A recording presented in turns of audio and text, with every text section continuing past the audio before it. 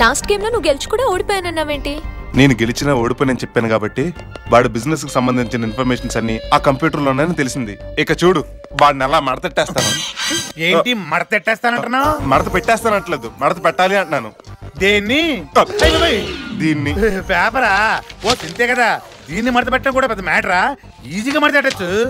1, 2 కాదు, సమానంగా 8 మడతలు పెట్టాలి. 10 పెడతా. నీకేమైనా ప్రాబ్లమా? అస్సలు లేదు. పందెం ఎంత? మడతకు 1000 చొప్పున, 10 మడతలకు 10,000. సరే కానీ మడత పెట్టడం నేను ఎక్స్పర్ట్ తెలుసా? కాసుకో. 1, 2, 3, 4, 5. ఇంకెన్ని అయితే 6, 8ది. 7 తర్వాత 10 కదమ్మా. మధ్యలో 8, 9 మీ బాబుకి వెళ్ళాడమ్మా. మడత పెట్టడం అంత ఈజీ కాదు. కంప్లీట్ చేసి కనిపించు.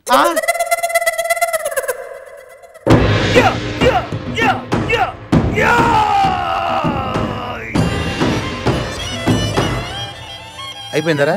నీ ఎబ్బా పేపర్ మడతెట్టడానికి అంత బిల్డప్ అవసరంరా? మడతెట్ట పెట్ట. కండలు పెంచడం కాదురా, పెట్టండి.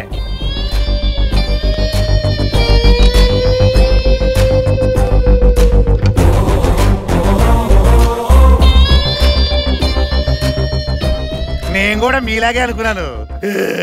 అయిపోయారు. DON ఏమి ఉంటది? మా బాస్కి బెట్ అంటే చాలా ఇష్టం. బెట్ లేకుండా ఏది ఆట. BET.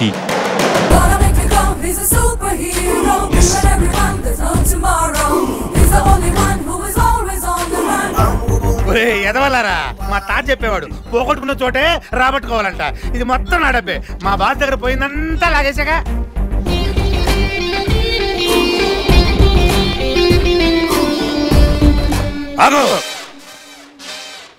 ఏంటి కామ్గా వెళ్ళిపోతున్నావు?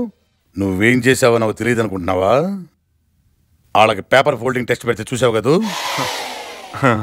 తిగర్ రాయళ్ళు అవన్నీ నా తెలివితేటలు అనుకుంటున్నారు. నీవని చెప్పక చెప్పండి. థ్యాంక్స్.